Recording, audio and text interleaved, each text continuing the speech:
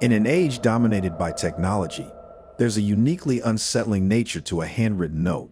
The feel of coarse paper, the distinct ink smears, and the tangible weight of someone's emotions inked on it, particularly when that note bears an ominous message. In the town of Redwood, I was once a luminary, a promising sprinter. My name was synonymous with speed. Locals believed I was destined for the Olympics, but a fateful stumble during a race led to a serious leg injury. My dreams shattered, much like the bones of my leg. After months in the hospital, I decided that if I couldn't run, I would inspire others to. So I began coaching at Redwood High School. Over the years, many students came under my wing, but Alex was unique. He wasn't just gifted, he was transcendent, the kind of talent that came once in a generation. In his first month, he shattered every existing school record. Scouts would visit our practices, always with an eye on him. His future was dazzlingly bright. But the day I received that first note, the brightness was suddenly obscured. Stay away from Alex or face the consequences. The note read, the words hastily scribbled in black ink. Initially, I dismissed it as some misguided prank by a rival school supporter. But soon, another note appeared. This one slipped under my office door. This is your last chance. Keep away from Alex. The message was clear, and the underlying threat was palpable. A veil of paranoia began to surround me. I found myself watching over my shoulder, double-checking locks, and second-guessing every unfamiliar face at the gym. Why Alex? Who felt so threatened by him? Another evening, after an intensive training session, I found the third note. It was pinned under my car's wiper blade. Did you think we were joking? Attached was a newspaper clipping from my accident years ago. My heart raced. This was getting personal. The school gym, with its faded wooden floors and the scent of old leather, had always been a sanctuary for me. Now, every echoing footstep or creaking door sent a jolt of anxiety through my veins. I even thought of quitting, but looking at Alex, his passion, his potential, I couldn't let fear dictate my decisions. However, one chilly evening, my fears materialized. As I was finishing up, I heard the unmistakable sound of a bouncing basketball. Turning around, a shadowy figure stood at the opposite end of the court. Steeling myself, I called out, "Who are you? What do you want?" The figure paused and then started walking towards me, the echoing sound of his footsteps resonating in the vast emptiness of the gym. "It's not Alex I have an issue with," he said, his voice familiar yet distant. "It's you?" As he stepped into the dim light, recognition dawned. His face, older and lined with bitterness, but unmistakably someone I once knew. "Derek," I whispered, recalling a former student, a talented boy but one who lacked discipline and often clashed with my strict coaching methods. Derek smirked. "Oh, so you remember? You crushed my dreams, told me I'd never make it. And now, you're guiding another star. I can't allow it." My heart raced. "Derek, I was tough on you because I believed in you. I'm sorry you felt that way, but it's the past. You need to move on." His eyes, filled with rage, told me that moving on was not an option. "You destroyed my future. Now I'll ensure you destroy no more." He lunged at me, a flash of metal in his hand. I braced myself, but before he could reach me, a basketball slammed into Derek, throwing him off balance. I turned to see Alex, his face pale but determined. Together, we managed to restrain Derek until the police arrived. As they escorted him away, his eyes, filled with tears and rage, met mine. The depth of this pain and resentment was palpable. In the aftermath, Alex and I became even closer. The trauma of that evening bound us in a way nothing else could. Alex went on to receive a scholarship to a top university, and I continued coaching, albeit with a more attentive eye on the emotional well-being of my students. Derek's descent into obsession served as a chilling reminder that the echoes of the past can sometimes resonate with an intensity that's both unexpected and terrifying. My name is Clara. I was only 21 when I got my first real job as a receptionist at St. Peter's High School. Fresh out of college, I was eager to start and to prove myself. The school was a fortress of brick and tradition, with long corridors echoing the laughter, shouts, and whispers of generations. The front office was where I sat, a hub of ringing telephones, announcements, and face-to-face interactions. One overcast Wednesday, just after the morning bell signaled the start of lessons, the phone buzzed with its familiar urgency. I picked it up, expecting another parent explaining why their child would be late. Instead, I heard a frantic voice, barely above a whisper. "This is Mrs. Walters, my son, Tom Walters. He's in grave danger. Please get him to the front office. I'm right outside waiting." Mrs. Walters? I had just met her last week during a parent-teacher meeting, but something felt off. Her voice seemed a touch too desperate, a shade too high-pitched. I hesitated for a second, but fear for the student propelled me into action. I immediately radioed his classroom. Minutes later, Tom Walters stood in front of me, bewildered. "My mom's here," he asked. I nodded and guided him outside, but there was no car in the parking space. No distressed mother. Nothing. Confused, I called Mrs. Walters' number from the directory. She answered on the third ring, her voice calm. "Clara, is everything okay?" I explained the call. Her voice went icy cold. "I didn't call you. I'm at a conference in Boston." My heart raced, and I felt a chill creep down my spine. Who had imitated Mrs. Walters, and to what end? It didn't stop there. Every week, like clockwork, I'd receive another call. The voice, always mirroring a parent's tone, begged me to send a student out for a fabricated emergency. I grew wary, double-checking with parents before acting on any call. Then, one afternoon, the atmosphere grew tense, suffocatingly so. I had just dismissed another bogus call when the phone rang again. Hesitantly, I picked up. A voice I recognized all too well murmured, "Clara, darling, it's Mom. Your sister's been in an accident.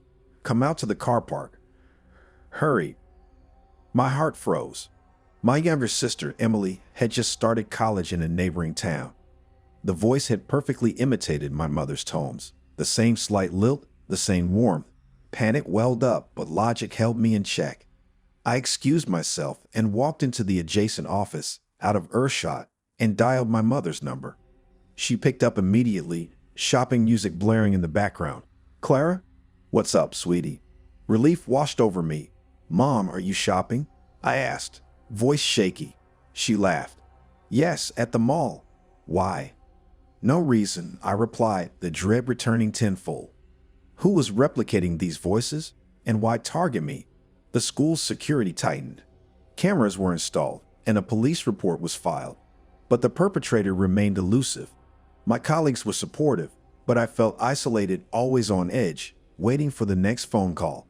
One rainy morning, as I settled into my desk, an unfamiliar number blinked on the phone's display. I hesitated, then answered, bracing myself. "Hello, Clara," said a voice I didn't recognize. It was cold, devoid of emotion. "You've been quite troublesome, you know. All those security measures. It's made things difficult." Fear coursed through me. "Who is this? Why are you doing this?" The voice chuckled. "Because it's fun, watching you jump at every call. But now, Clara, it's time to meet." Every instinct screamed at me to hang up, but a morbid curiosity held me captive. "Look out your window," the voice whispered. I slowly turned, glancing out the window, heart pounding. The parking lot seemed empty, save for one solitary figure standing in the rain, the silhouette of a man, face obscured by the hood of his jacket. He lifted a hand, holding up a phone. Then he began walking towards the entrance. Adrenaline flooded my system. I locked the front office door, shouting for the school security officer, Mr. Patterson. As he came rushing, I pointed out the window, but the figure had vanished. The police were involved again, combing through security footage. They saw the man, but his face was always hidden, always in the shadows. No one recognized him.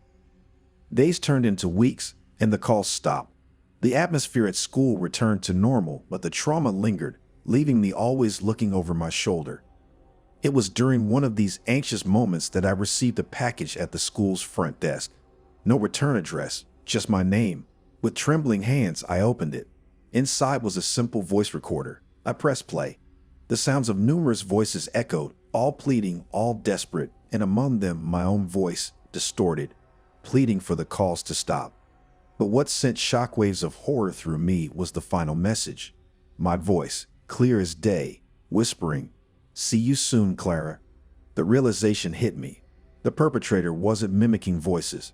He was recording them from conversations around town, from unsuspecting individuals, from me, using snippets of speech to craft his horrifying messages. To this day, the man remains unidentified. I left St. Peter's and moved to another state. A year ago, I was desperately hunting for a job to pay off my student loans, which is how I found myself as a security guard at the Jameson High School. I was fresh out of college with a degree in criminology, hoping for a bright future in law enforcement. But until that happened, I needed money. The security job, specifically the night shift, was all that was available. At first, it seemed like a breeze. My duties were to ensure the school remained secure, monitoring the CCTV cameras stationed all over the school, and doing the occasional patrol. The hours were long and often tedious, but I soon settled into a rhythm. One evening, as I was watching the screens, I noticed an unfamiliar face. A man, late 40s maybe, wearing a tattered coat and a fedora that obscured most of his face. He seemed to be watching one of the teachers, Mrs. Grayson, as she left her classroom. My initial thought was that he might be a concerned parent, but his demeanor was off. The way he lurked in the shadows, silently following her as she walked to her car, sent chills down my spine. Thinking it was just a one-time occurrence, I noted down the incident and continued with my duties. But every evening after that, I saw him again and again on the footage. It wasn't just Mrs. Grayson he was following. He seemed to be stalking different teachers each night. The real mystery began when I tried to show my findings to my supervisor. Every morning when I returned to check the footage from the previous night, it was erased. It was as if someone or something didn't want any evidence of this man's presence. I decided to investigate further. Digging into the school's past, I discovered a disturbing fact. 10 years ago, a teacher disappeared without a trace. Though her disappearance was reported to the police, they found no leads. All they had was her last known location, Jameson High School. An old rumor, which I thought was mere school myth, resurfaced in my memory. She was rumored to have had an affair with a mysterious man, and after her disappearance, he too was never seen again. One night, as I was engrossed in my thoughts, trying to piece the puzzle together, I heard a light tap on the window of the security room. It was well past midnight, and the last person had left the school hours ago. I peered through the window but saw nothing. I decided to step out and do a patrol.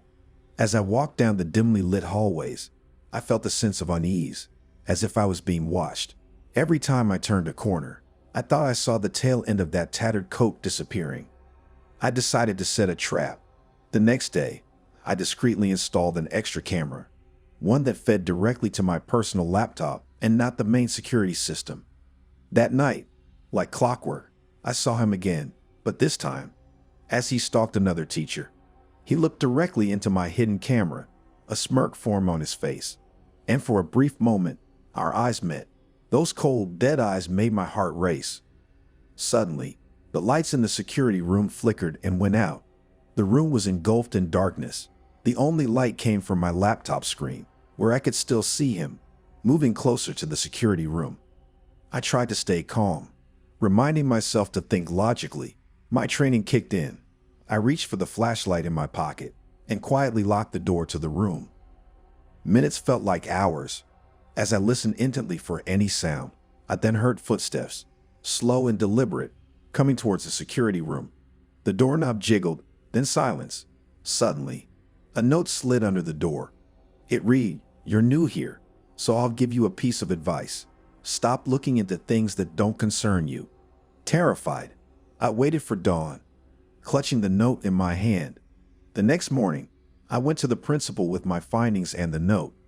The school decided to bring the police in, hoping that with the new evidence, they might catch the stalker. They set up a sting operation, with officers hiding throughout the school during my shift. But that night, the man didn't appear. A week later, the operation was called off. The man had vanished. The police theorized that he might have been tipped off or simply decided to lay low.